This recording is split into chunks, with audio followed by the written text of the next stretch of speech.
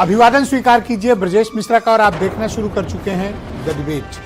बहनों भाइयों, उत्तर प्रदेश की योगी आदित्यनाथ की सरकार ने दावा किया है कि राम राज्य के साथ साथ अब उत्तर प्रदेश में रिफॉर्म राज्य भी आ गया है और रेगुलराइजेशन 1.0 के तहत उत्तर प्रदेश में 23 मामलों में नियमों को शिथिल किया गया ताकि उत्तर प्रदेश की अर्थव्यवस्था बढ़े और भारत सरकार ने यूपी को नंबर 1 कैटेगरी दी है। यूपी सरकार के इस दावे की हकीकत क्या है, आज इस बारे में हम डिबेट करेंगे और उत्तर प्रदेश के आर्थिक माहौल को समझने की कोशिश करेंगे।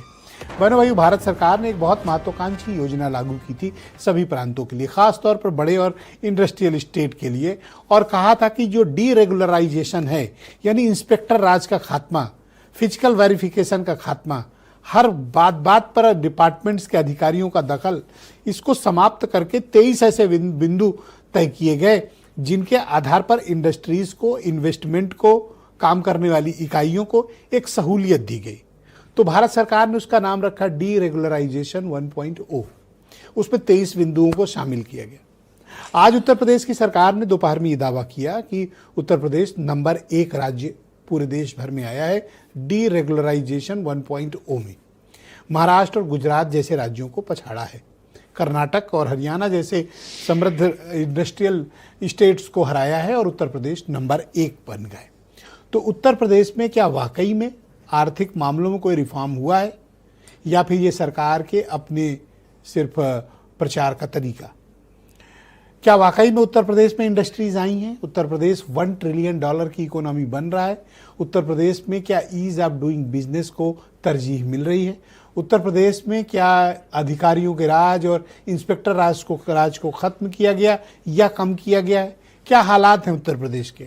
बहनों भाइयों, हम राजनीति पर रोज चर्चा करते हैं, समाज में नफरत की रोज चर्चा करते हैं, पर जिससे हर आदमी का जीवन चल रहा है, जिससे हर चूल्हा जल रहा है, जिससे हर व्यक्ति का काम चल रहा है, जिससे प्रत्येक व्यक्ति का जीवन यापन चल रहा है, हमें उस आर्थिक व्यवस्था के बारे में भी संपूर्णता के साथ, निष्पक्षता के साथ चर्चा करनी चाहिए कि उत्तर प्रदेश में वाकई में निवेश का माहौल है या नहीं है, उत्तर प्रदेश में इंस्पेक्टर राज है या नहीं है, और जो डीरेगुलराइजेशन में उत्तर प्रदेश ने नंबर 1 रैंकिंग हासिल की है, इसका क्या बेनिफिट मिला है और वाकई में क्या ऐसा हुआ है या फिर सिर्फ आंकड़ों की बात है। खासतौर पर मैं बात करना चाहूँगा, ईज ऑफ डूइंग बिजनेस सबसे महत्वपूर्ण कड़ी होती है। किसी राज्य में जब आप जाते हैं तो अगर 1 विंडो क्लियरेंस मिलती है, आप आसानी से उस राज्य में अपना इन्वेस्टमेंट कर सकते हैं, अपने काम धंधे को आगे बढ़ा सकते हैं। दुनिया के दूसरे मुल्कों में आप जाएं, जापान में जाएं, यूरोप में जाएं, आप किसी भी कंट्री में जाएं, दुबई चले जाएं, जिन कंट्रीज़ में आप जाते हैं या ईस्ट एशिया के देशों में जाएंगे तो वहाँ पर इन्वेस्टमेंट का बड़ा सीधा और सरल तरीका होता है। सॉरी, इस सीधे और सरल तरीके में 1 विंडो क्लियरेंस होती है। एक वेबसाइट, एक जगह आपने अपने इंटरेस्ट को बताना है, आप अपना क्या इन्वेस्टमेंट कर रहे हैं, किस सेक्टर में काम करना चाहते हैं, देन ओके। उसके बाद से फिर उनकी एम्बेसी, उनके liaisoning officer, concern department continuous आपके साथ फॉलोअप करेगा। आपके लिए ज़मीन खरीदने से लेकर फैक्ट्री स्थापित करने से लेकर काम धंधा शुरू होने तक आपको सारी सुविधाएं वो प्रदान करते हैं ताकि आप काम को आसानी से गति दे सकें और मार्केट में अपने प्रोडक्ट को ला सकें।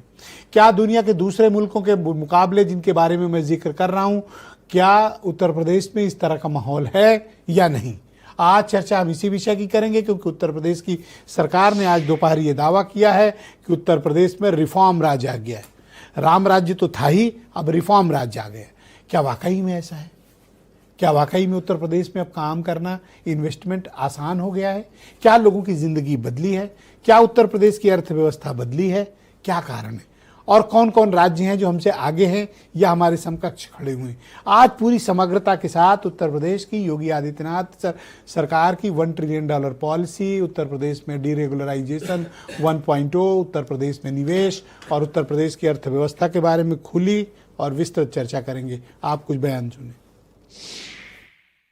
ये जैसे इंदौर विकास में आगे था, 8 साल में नंबर 1 पे शहर था और वहाँ 17 लोग दूषित पानी से मर गए, उसी तरीके का विकास यूपी का भी है और पूरे यूपी को बर्बाद कर दिया योगी ने। एक जगह कहीं कोई निवेश नहीं, केवल झूठी बात है, केवल फ्रॉडगिरी की बात हो रही है। कोई नौकरी नहीं दी गई। 3 साल का जो बदलाव किया है तो निश्चित तौर से आम जनता को उसका फायदा मिले। सरकार का मतलब क्या होता है? जनता का काम करे, जनता के साथ खड़ी रहे। अगर घोषणाएं करनी है, अपनी पीठ खुद ठोकनी है तो कुछ भी बोल दो, कौन रोक रहा है? सच्चाई क्या है? कोई परीक्षा ढंग से नहीं करा पा रहे, पेपर आउट का तो रिकॉर्ड बन गया इस सरकार में। बेरोजगारों की फौज प्रदेश में परेशान घूम रही है। जगह जगह छात्र, नौजवान, कर्मचारी आंदोलन करते हैं, उनको लाठियों से उनका स्वागत किया जाता है। रेत में शुतुरमुर्ग जैसे मुंह नीचे कर लेता है, ऐसे भारतीय जनता पार्टी की सरकार मुंह करके बैठ गई है। निश्चित रूप से उत्तर प्रदेश में योगी आदित्यनाथ जी की सरकार के आने के बाद निवेश के अनुकूल वातावरण को बनाया गया है। लॉ एंड ऑर्डर की स्थिति बहुत बेहतर हुई और निश्चित रूप से बेहतर रोजगार और बेहतर उद्योगों के आधार पर उत्तर प्रदेश आज नौकरी देने में सबसे आगे हो गया है और यही उत्तर प्रदेश के विकास की रफ्तार को और तेजी के साथ बढ़ा रहा है। तो बहनों भाइयों, आज की इस परिचर्चा को आगे बढ़ाएंगे। मेरे साथ मनीष शुक्ला मौजूद हैं, उत्तर प्रदेश में भारतीय जनता पार्टी के प्रवक्ता हैं। कर्नल शरद शरण समाजवादी पार्टी के प्रवक्ता हैं। सुरेंद्र राजपूत मेरे साथ मौजूद हैं, कांग्रेस कमेटी के प्रवक्ता। और ख़ास तौर पर हमने लखनऊ विश्वविद्यालय के बहुत ही जाने माने सेलिब्रिटी अर्थशास्त्री प्रोफेसर अजय प्रकाश जी को आमंत्रित किया है स्टूडियो में। और मेरे साथ नावेद चिको, उत्तर प्रदेश के बहुत ही चर्चित पत्रकार, और वीरेंद्र सिंह जी हमारे स्टेट हेड। आप सभी का स्वागत और धन्यवाद। तो मनीष शुक्ला जी, पहला सवाल